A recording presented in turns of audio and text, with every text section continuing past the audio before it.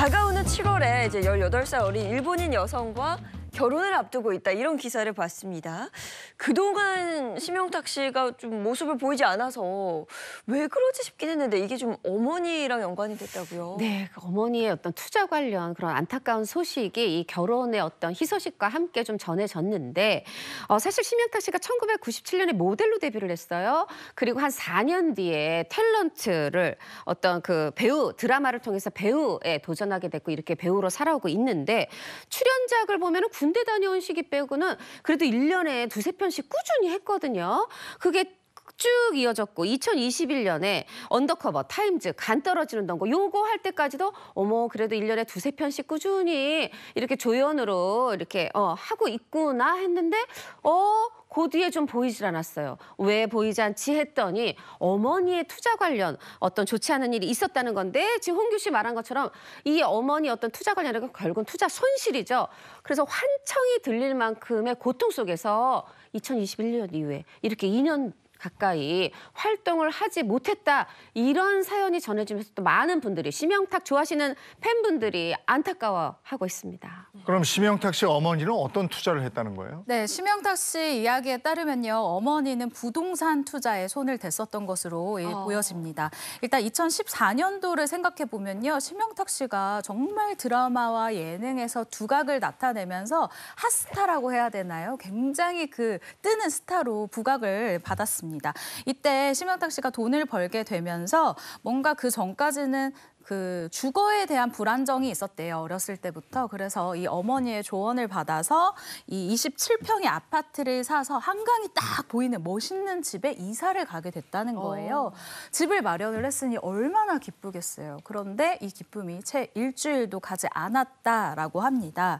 왜냐하면 집 입구가 나중에는 컨테이너로 막히게 됐고요. 다음부터는 정체모를 이 사람들에게 허락을 받고 내 집에 들어가야 되는 이해하지 못할 상황이 펼쳐지게 됐다라고 밝혔습니다. 아니, 분명 심영탁 씨가 열심히 일해서 어머니 명의로 아파트를 사들인 건데 왜 들어갈 때마다 내 집에 허락을 받아야 됐을까요?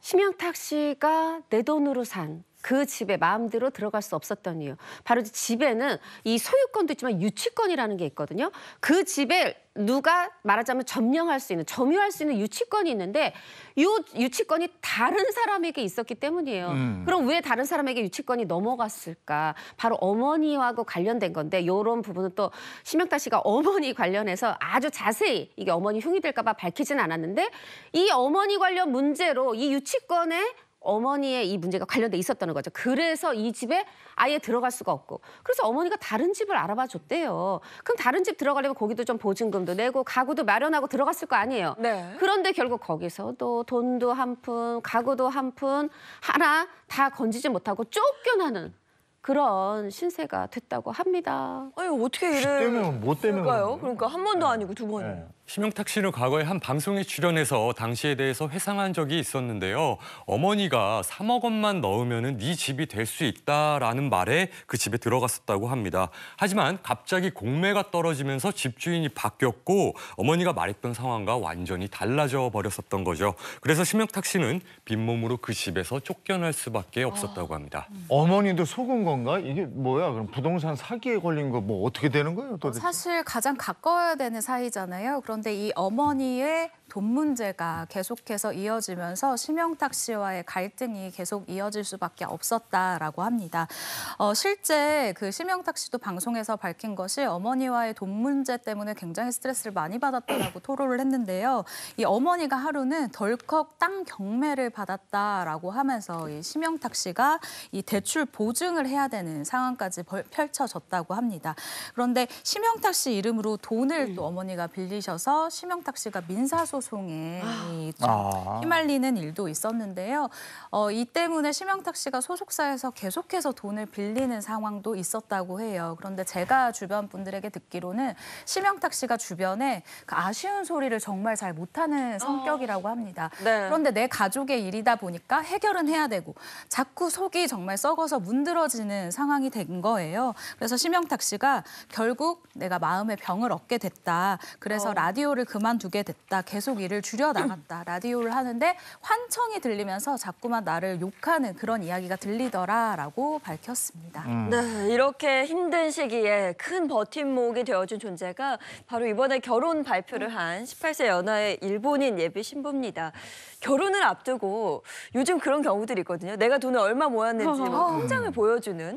심영탁 씨도 예비 신부가 그렇게 했는데 예비 신부가 가진 돈보다 심영탁 씨의 돈이 적었다 그래요.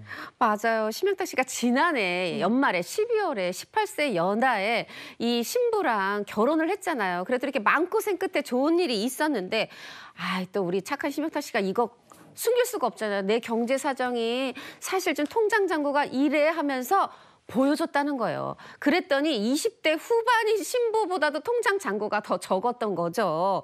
어떻게 보면 거꾸로 말하면 신부가 그나마 심영탁 씨보다 잔고가 많아서 다행인데 그래도 심영탁 씨가 이렇게 얘기했답니다. 내가 그래도 이 배우로서의 경력 관리를 꾸준히 해왔기 때문에 내가 준비가 돼 있어. 내가 자기 관리 잘해왔어. 그래서 언제든 작품에 들어갈 수 있고 내가 돈 걱정은 안 하게 할 수 있어. 말하자면 당장 큰 돈은 없어도 네. 먹고 사는 데는 지장 없게 해주겠다 이런 거잖아요. 근데 또 우리 20대 후반에 일본인 신부잖아요. 이 대기업에 다닌다는 이 신부가 그래도 그 심영탁 씨 믿고 사랑 믿고 자신의 어떤 일본에서 생활을 다 내려놓고 포기하고. 한국에 와서 심영탁 씨 곁으로 왔어요. 두 사람이 이렇게 사랑을 얻었으니까 이후로 돈도 그냥 무럭무럭 자랐으면 좋겠습니다. 네.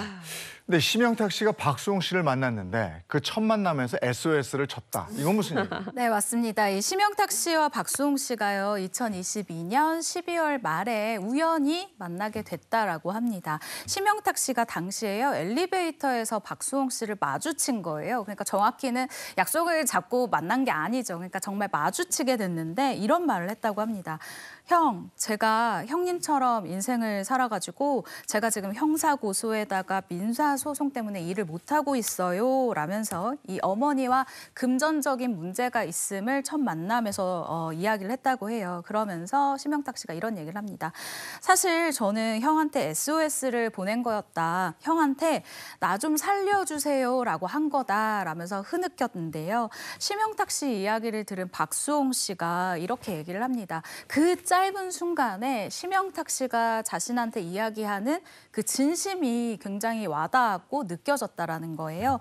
뭔가 굉장히 절실했다. 왜냐하면 내가 그걸 경험해 봤기 때문이다라고 얘기를 했는데 박수홍 씨가 또 제가 같이 녹화를 해봤지만 네. 정말 또 이야기를 공감하면서 잘 들어주는 걸로 유명해요. 아마 심영탁 씨 이날 자리에서 바로 이 해법을 내려주지는 않아도 이 박수홍 씨가 들어주는 것만으로도 굉장히 마음의 위안을 얻었을 것이라고 보여집니다. 네, 얼마나 속이 상하고 힘들었으면 엘리베이터에서 처음 만난 사람에게 자기 얘기를 그렇게 털어놨을까 싶습니다. 개인적으로 좀 궁금한 건 그동안의 이제 수입 관리는 어떻게 했을까요? 2015년 한 라디오에 출연한 심영탁 씨는 과거를 회상했었는데요. 당시에 한 달 용돈이 딱 20만 원이었었다고 합니다. 수입 관리는 어머니가 하셨고요. 심영탁 씨가 또 과거에는 모델 생활을 한 적이 있었는데 당시에는 하루 용돈이 2,000원이었다고 합니다. 당시 버스비가 500원이었었다고 하는데 에이전시를 다 돌아다니고 나서 아르바이트를 갔는데 아르바이트가 끝나고 자정에 막차 버스를 타고 귀가를 하는 길에 너무 허기지고 배가 고파서 과자를 먹으면서 집으로 오면 그렇게 목이 막히고 눈물이 글썽거렸다고 합니다. 그래서 심영탁 씨는 100원, 200원 적은 돈도 정말 꼼꼼히 아끼게 됐다고 합니다. 아니 저렇게 알뜰하게 사는 사람인데 그렇게 됐어요. 그러니까요. 심영탁 씨가 본인의 어떤 경제 관련 가치관에 대해서 이렇게 얘기를 했어요. 나는 큰 돈보다 몇백 원에 민감하다.